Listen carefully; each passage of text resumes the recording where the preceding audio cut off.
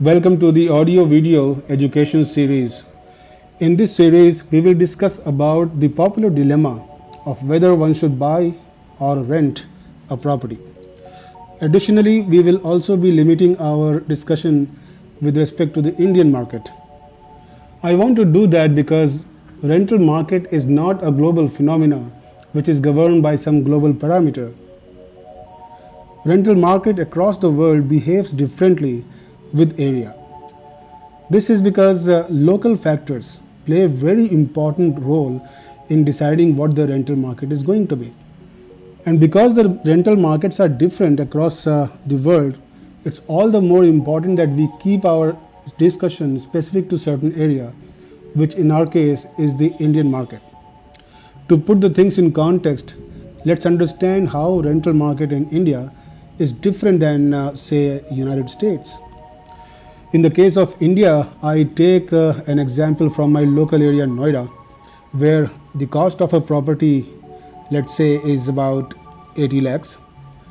And I know that if I have to take this property on a rent, I will have to pay around 18,000 rupees a month. If we calculate the rental yield, which essentially means that the earning I have for 1 year against the property will be about 2.7%. And let's say I pick up a property on rent in United States, and I'm not talking about a very high-end city here. Maybe we can talk about some mid-level city where the property may be costing around $250,000. I have found that the rental I will have to pay for this property would be around $1,100 a month. And if we calculate the total earning in a year against this property, it will be around 6.2%.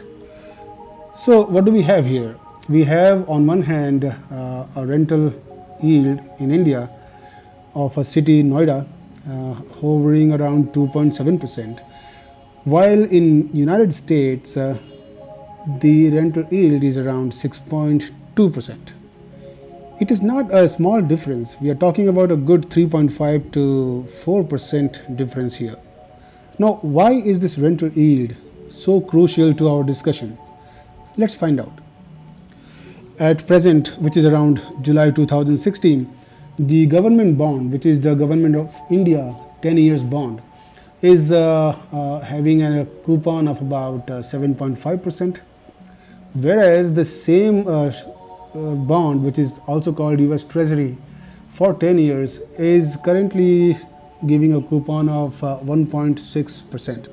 Now, why we are discussing about government bonds here is because the government bonds interest rate is a good indicator of how the economy is performing and what the interest rates of that economy is. We can very well see that in the case of United States, the bonds which are paying a paltry 1.6% is quite easily outpaced by the rental yield one can get on a property. The same is not true with India, because the rental yield of about 2.7% is not at all comparable to 7.5%, which a guaranteed bond issued by the government can give.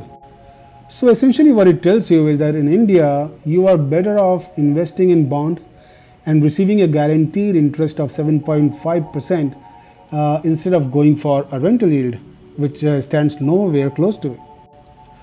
To put things in context, if you have 80 lakhs and you invested in property to earn rental, you will be earning 2,16,000 in 1 year, which essentially means you will be earning 18,000 rupees a month. On the other hand, if you invested this 80 lakhs into bond, you will be earning about 6 lakhs rupees a year, which is 50,000 a month. It's obvious, investing in property to earn rent in India is not a good idea. Having said that, let's look at another scenario wherein you do not have 80 lakhs to put in for a property to buy it right away, but instead you have the option of going for rent or buying a property through loan. Let's look at this scenario and find out whether it makes sense. To buy property on loan which costs you around 80 lakhs rupees, you will need to put down. Down means you will have to actually give a check of 12 lakhs rupees to the developer before you can go to the bank and apply for loan. So let's say you do that, you will have to apply for a loan amount of 80 lakhs minus 12 lakhs, which is 68 lakhs. After your loan will be approved, you will be going on an EMI. So let's assume that this EMI is for 15 years, and also assume that the loan that you got was at 10% per annum. You will see that your estimated monthly installment for buying a property would be about 73,000 rupees. On the other hand, if you were to go on rent, simple rent, you will have to pay a rent of 18,000 rupees, as we have seen already.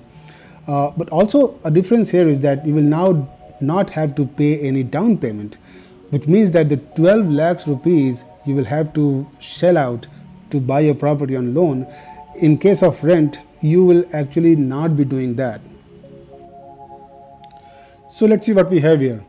In case of rent, you have not bought any property, therefore your asset is zero, and so is liability because you did not pick up any loan. But the rental payout every month is your cash outflow, which in this case would be about 18,000 rupees.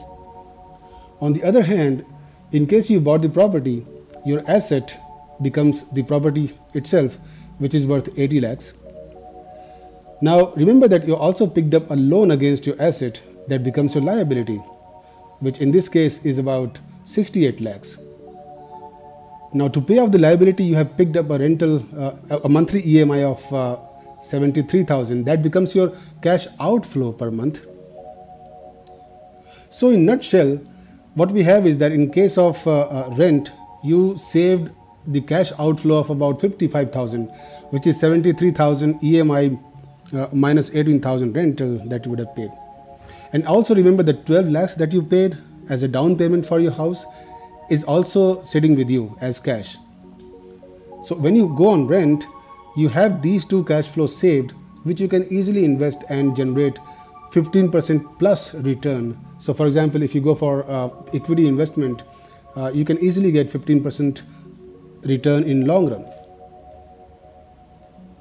On the other hand, if you had bought the property, you can probably assume that your property is going to be growing at about 10%. Now why we say that is because if you look at the property appreciation index, which is published by National Housing Bank, Residex, you see that the property has in last 10 years appreciated between 7 to 12%. So I think in this case, it's a good assumption that your property grows at about 10%. Let's see what we will have in our hands after 15 years.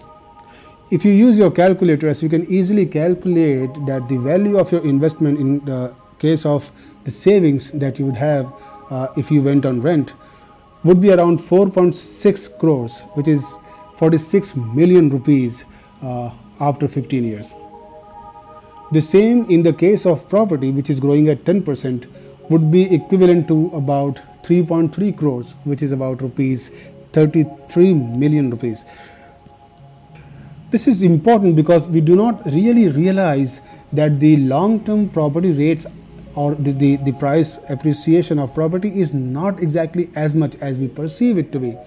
So therefore, even if we grow at 10%, it cannot possibly catch up with the growth that you would have in case you invest the savings into a good scheme that can potentially earn you much more than the appreciation of your property. So let's see what we have discussed in this video. We have seen that the rental yield in India is abysmally low. It's not at all comparable to the bond rate or the interest rate that we see in the bank. We have also seen that investing in real estate for the purpose of earning rent is not a good decision. What we have also seen that because the rental yield in India is so low, it might actually be a good idea to live on rent and use the proceed of the savings because you are living on rent in investing in something else which could be more profitable than buying a property. So therefore, If you look at the typical statistics of how you can save more and you can earn more, it may be much more beneficial for you to live on rent than to buy your property. Thank you for watching this video. This is Samar Vijay. If you have any question related to this video or any questions you may otherwise want to ask me, please write to me on the email given below. Thank you so much again.